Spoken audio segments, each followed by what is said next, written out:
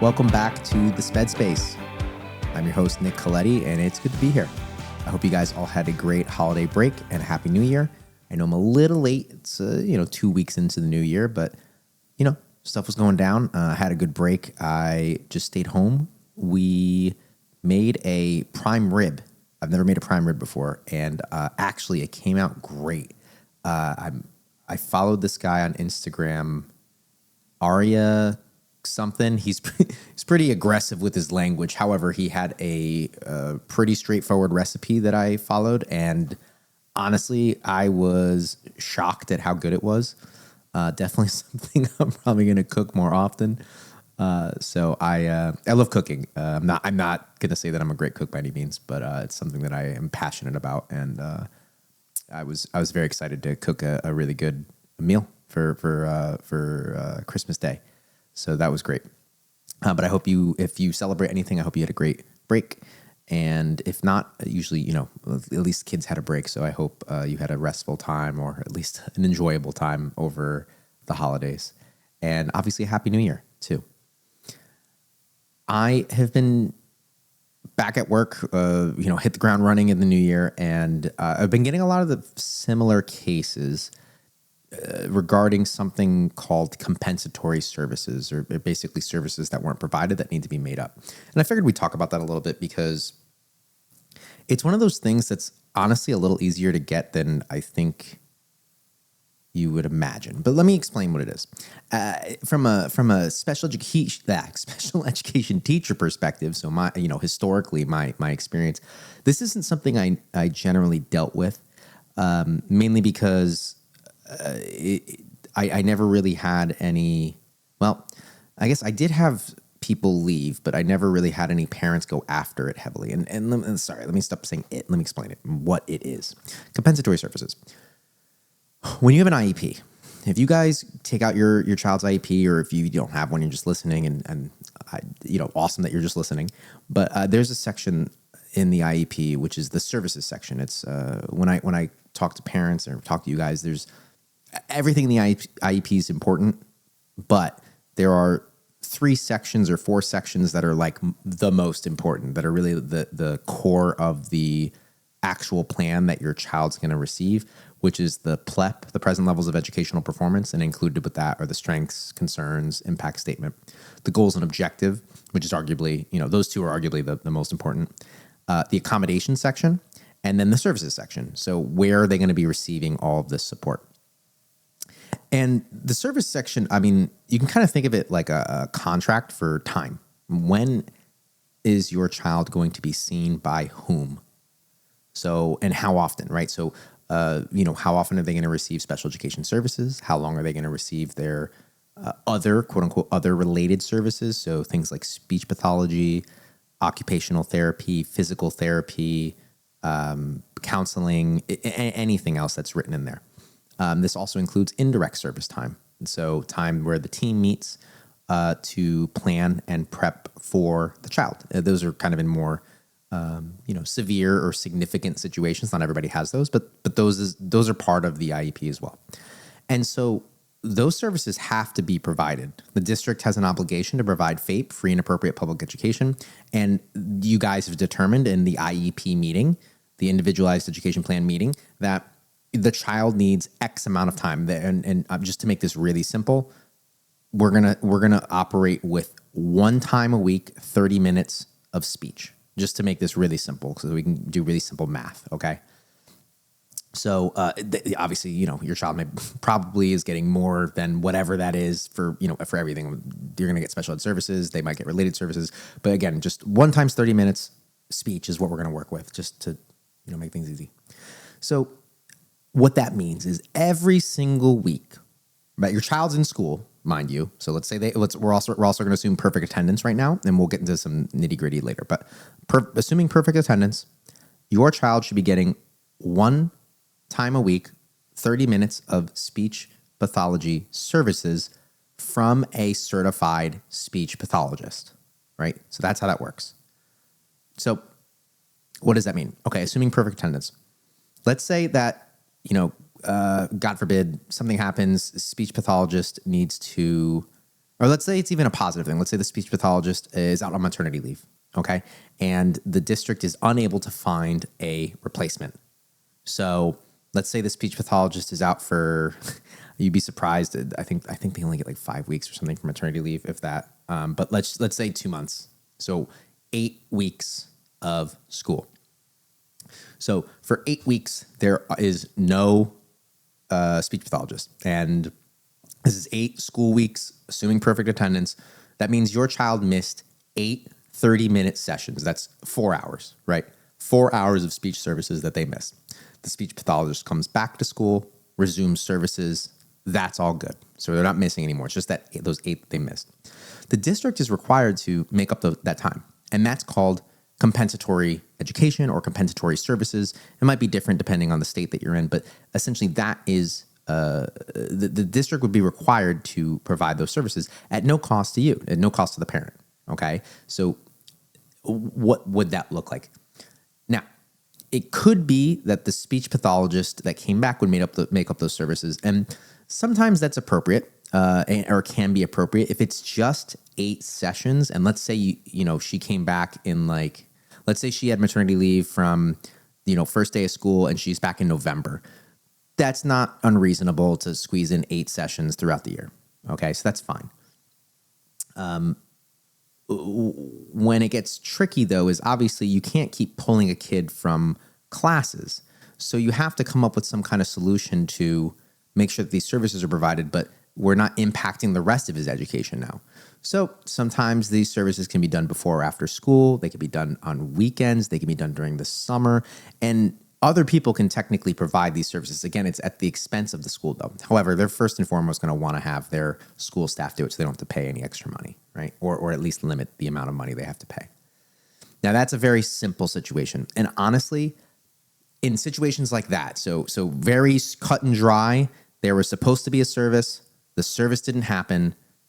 I have yet to run into a district that has said no. A lot of the times they've actually even offered it before I even asked. And honestly, when I was very first starting, I didn't even know to ask, right? This is something that I've learned over time. I didn't even know to ask originally. And they would offer it. And I'd be like, oh yeah, okay, that makes sense. So this is something, again, that was new to me. And if I don't even know to ask, I'm dealing with parents now that don't realize that they can ask. If your child is supposed to receive a service and they're not receiving it, the school is responsible to provide it. Now, let's get into some more interesting situations that are a little bit more complicated. In this case, we talked about perfect attendance, 1 times 30 a week for speech. If they miss for 2 months, that's 8 weeks. That's once a week for 30 minutes. There you get 4 hours, right? So, some math right there. Again, if you go in and ask for that, you have to go ask. But if you go ask for that, I've yet to see someone say no. Now, here's where let's keep that time, but let's say that your child is absent. If your child is absent, that would not count. So let's say 2 of those weeks, your kid got strep throat, and it was, the sessions happened to be on Mondays, and they missed Monday to Monday. Okay, I don't know, just bad case of strep throat. I used to get strep throat all the time when I was a kid. I had to get my tonsils removed actually, and they finally went away. But I used to get strep throat for weeks at a time. It was awful. Let's say that they got strep throat and they missed 2 of those weeks. You would take that into account, and now the district could only owe you 3 hours because your kid wasn't there to receive the services anyway. Even though that they didn't have somebody there to provide the service, it's still that it matters, right? So those things matter. What are some other interesting ones? Okay. So this one's interesting. So special education services now. Let's say that the special ed teacher is out. And generally, kids receive more special ed time. There's different cases, but generally, a kid is going to receive more special ed service time than related service time. So let's say there's no certified special ed teacher. Technically, a substitute, and this is the same thing for the related services, a substitute can provide the service. But what happens is they usually don't have a sub for speech, PT, OT, things like that. So generally, if that provider is out and they don't have a replacement, like a long-term replacement, they're not getting a sub, which is interesting because now obviously people are going to be out sick from time to time. So let's say just a speech pathologist is out on a Monday and your kid was supposed to receive 1 times 30 speech on that Monday, that session needs to get made up as well. I've been fortunate that I always worked with phenomenal related service people, and this was never an issue because they just went and made up those services themselves. They always took the lead and did it, which is probably why I never really had to deal with compensatory services when I was an educator, because it's not something I ever heard of, because I just worked with excellent educators that just did what they needed to do. For me, when I'm out as a special ed teacher, there was a sub. So somebody subbed for my class, and the kids got, technically they got the service. And maybe I'm wrong on that. I gotta learn some more about this. It's still new to me.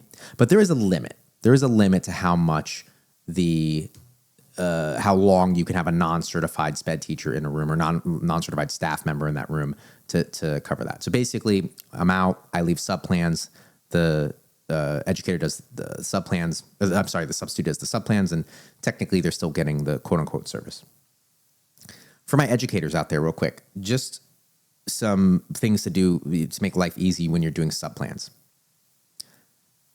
I think this can work for elementary, but this definitely works for middle school and high school. So what I would do is I had a Google Classroom, and I had a daily agenda that was a PowerPoint, and I shared that daily agenda with all of the kids, all of the families, I shared it with all of the teams that I worked with, all the teachers. Like, everybody had access to this agenda. This was not a private agenda. Like, everybody had access to it. I was the only one with edit access, of course. But basically on there, it would have the date, it would have the pattern, for the day of the week or whatever, just to keep people organized, just some like kind of housekeeping stuff. If there were any upcoming, consent forms that needed to get signed, for field trips or, a fundraiser or something like that, I would just keep it all in there. It was like our personal, morning meeting type thing, but it would be there every single day, and I would have it on the screen every single day, and I would have whatever I needed to do with them listed in there, right? So it would be the agenda for the day, what I need kids to do, and then options. There was always like more things than they could do in a day, and they knew that. I did not expect them to get through everything. It was just so that there was always something to do, so they wouldn't waste time, right? And, if they legitimately got it all done, hey, you can take a break. That's fine.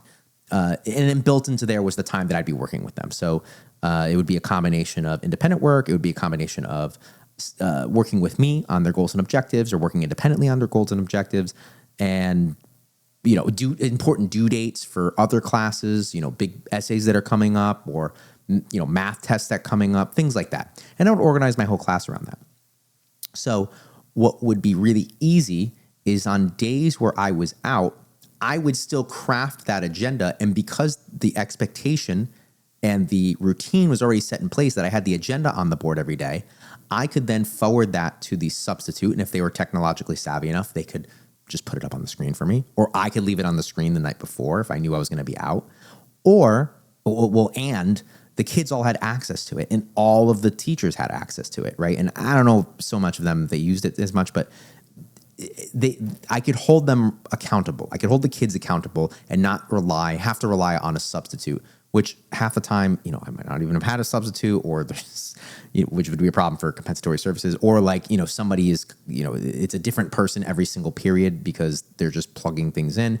It gets crazy when you have subs. So this is a way, just for my educators out there, to kind of bypass that whole sub plan issue, is build that in and create the expectation of this is how this class works every single day, with or without me. And the other thing too is, if you ever do have a sub and you happen to be in the building, and you can pop into your class mid-class and just see, like, are they doing what they need to do? Make sure they know that, like, you could just show up at any time. So back on what I was saying here. Let's say that I'm out. You can have a sub up to a certain amount of days. So I remember in 2022, I think it was. Yeah. So I just got my black belt in jiu-jitsu, and we were playing. This has nothing to do with jiu-jitsu. I just remembered it was March of 2022, and maybe it was April. Yeah. Either way, it was around then, and we took the kids outside, and we were having a homeroom. It was called advisor based, but homeroom versus homeroom kickball tournament. Okay. And this was encouraged by our admin. and it was fun. Right? We just had a big kickball tournament amongst all of the 7th grade, classes, and teachers were encouraged to participate. And being I'd like to say I was young. I don't know, but I still think I'm young. Definitely in shape, ready, gung ho kind of, teacher. I was obviously going to participate in the kickball tournament. So I get up at bat, I guess at kick, whatever you want to call it. And I bomb one to, right field, and the guy, whoever was catching it, drops it. So I'm rounding first. I see them throw it. They overthrow the base at like second. So I go to third, and there's a kid on the base ready to receive the ball, and I don't want to murder him because I shouldn't be doing that as a teacher. So I try to like jump out of the way and jump back and stop. Well, the field is basically a swamp, and I was in like Converse or something that doesn't have any traction. And I put my left foot on the bag, and I put my right foot out to stop myself. And I don't want to fall off the bag so he can tag me out. And I just slip. My one foot planted on the bag, and my other one goes straight out, and I do a full split. Now, I can do full splits if I'm warmed up for about an hour and with an intention of doing a full split. I can do one, but not when I am not warmed up. So I did that and immediately had a grade 2 tear on my hamstring. I got a hernia. I really jacked myself up. And the kids were hilarious because I was covered in mud. The kids were laughing until they saw me in pain. And like they know that I don't really like, I was legitimately like really bad. So I was able to get back up. I could not bend over. My back was fine, but like my hamstring was torn, right? So I couldn't like move. It was such a weird thing. Like you can't move at the hip. It's a weird, like, cause it's all connected. So it was bad. I had to get the kids to like pick up my stuff for me so I could leave. Long story short, I was out for 2 weeks. I was supposed to be out for like 2 months, but I was really, really active, and thankfully I had a bunch of training, and I had some great physical therapists that I work with. Shout out Alex and shout out Britt.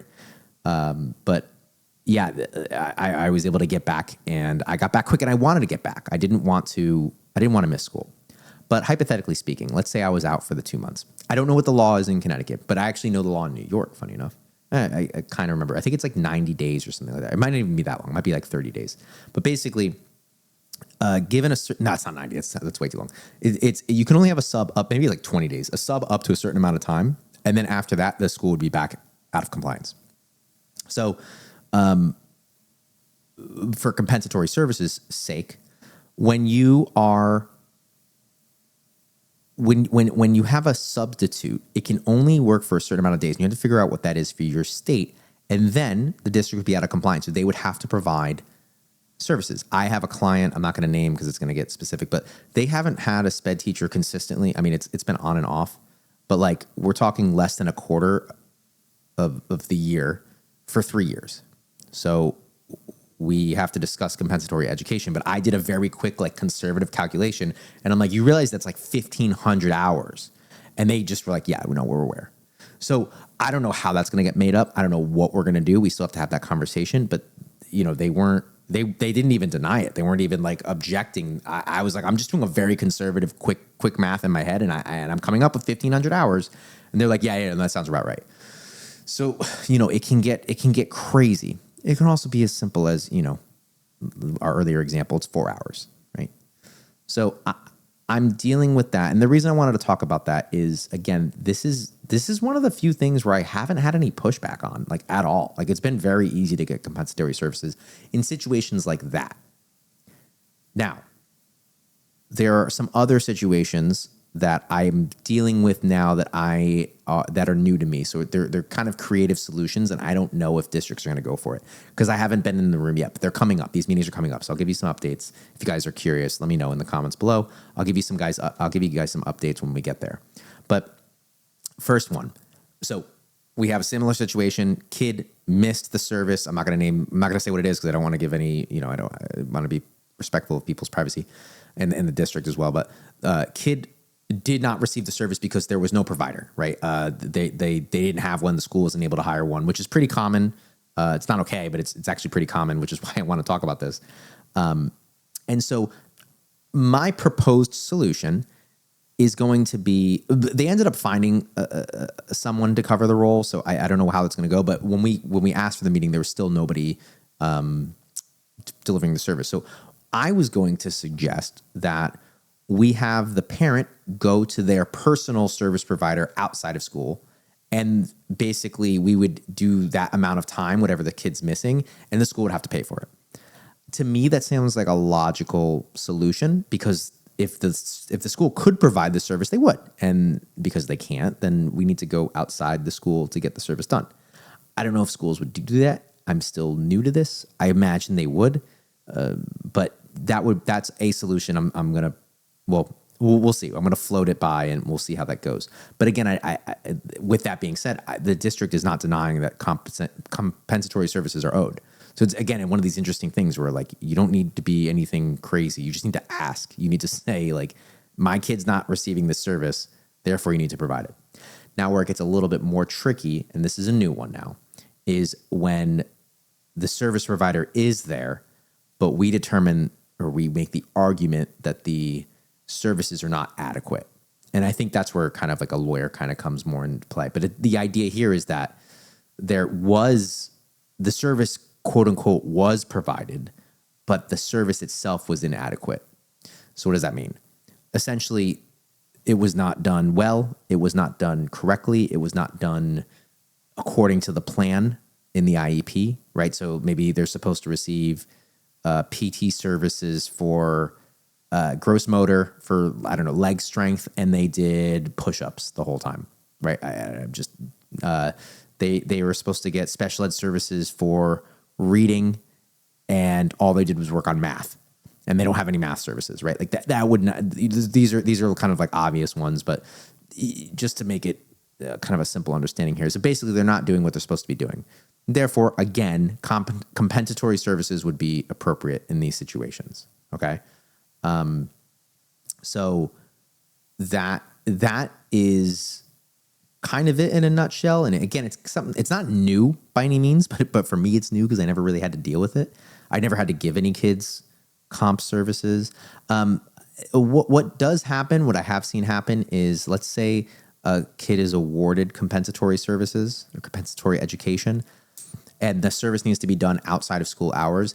The school district may send out an email blast to the district and say, like, hey, are there any special ed teachers or speech pathologists or physical therapists, OT, whatever, psychologists that want to do some extra work?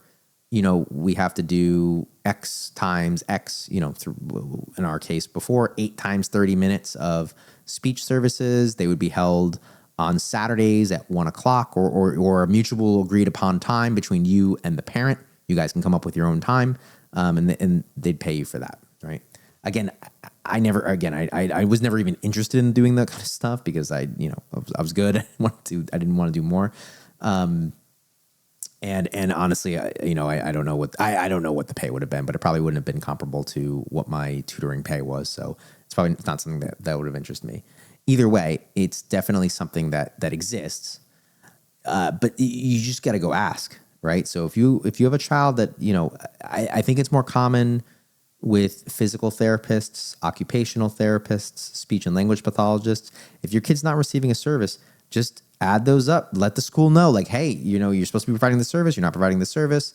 You keep track of all that time, and then you can get services for that. There's also cases, if you have a lawyer or something like that, where you can just get paid out for those things. Like if it's something that's impossible to make up. The idea though is to make the kid right. It's not meant to like punish the district. It's meant to make sure that your kid is getting the appropriate education. So that's kind of I think the spirit of the rulings. This isn't something that's necessarily in IDEA. It's just, something, it's an important thing to know about because it comes up anytime your kid's missing services. I guess I'll take this time to ask you guys, I don't know how many people are listening to this, and I guess I'm just going to keep plugging away at this. I mean, that's kind of how I've been my whole life. I know eventually it'll grow. But, if you're listening, if you're still listening, what are the things that you guys want me to discuss? What do you want to hear? Who do you want me to have on? I think I mentioned it before, but I'm obviously in a different situation, living wise and office wise. Just some stuff in my personal life happened, which don't really want to go into right now. I will eventually, but I don't want to get into right now because we're still dealing with things. Everything's fine. Sorry. Everything's fine. Everything's good. Very happy. Everybody's happy. But, just obviously major life changes. So I haven't had access to getting people on the show as much, but I still can. I mean, I can still do it virtually. But, who do you want me to have on? Who do you want me to talk to? Do you want me to, I guess in a way, interview or have conversations with? What topics do you want me to discuss? I think I'm going to try to do another Q&A next week with, just pulling comments from the internet, which I genuinely enjoyed doing that. It was kind of nice. It was kind of like having a conversation. But yeah, I mean, I've been getting a lot more consultations as well. So just pulling questions and interesting situations from that. But yeah, let me know. Let me know what you guys want to hear. Either way, you can do that by leaving a comment in the video on YouTube. I think there's comments on Spotify. If you can leave me a review, that'd be great. Also, you can reach out to me at thespedspace@gmail.com, and I'd be more than happy to answer any questions there. Or, if you want to be on the show, if you're a parent and you just want to be on the show and just talk about things, I would love to have you on. As long as you're okay with it being broadcast to the world. It's a small audience right now, but still, I'll have a conversation about special education with anybody, and it's always fun and unique. I mean, it truly is an individualized education plan, right? An IEP, it's an individualized experience, and we can find some commonalities between us, between the different cases, the different students, but it truly is everything. Every case is truly unique, which is, for me, really fun, and why I love doing this work.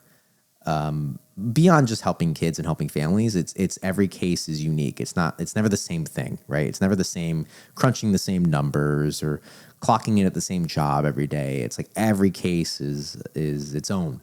So it's really fun. So thank you guys for listening. Please follow us on Spotify, Apple, or wherever you get your podcasts. If you need any help with advocacy work, please check out my website. It's greenwichseadvocates.com. And you can leave a consultation request, and I'd be more than happy to have a conversation with you there if broadcasting it to the world is a little bit too daunting for you. And yeah, I hope you guys have a great day. Happy New Year. And I'll see you guys next week. Bye.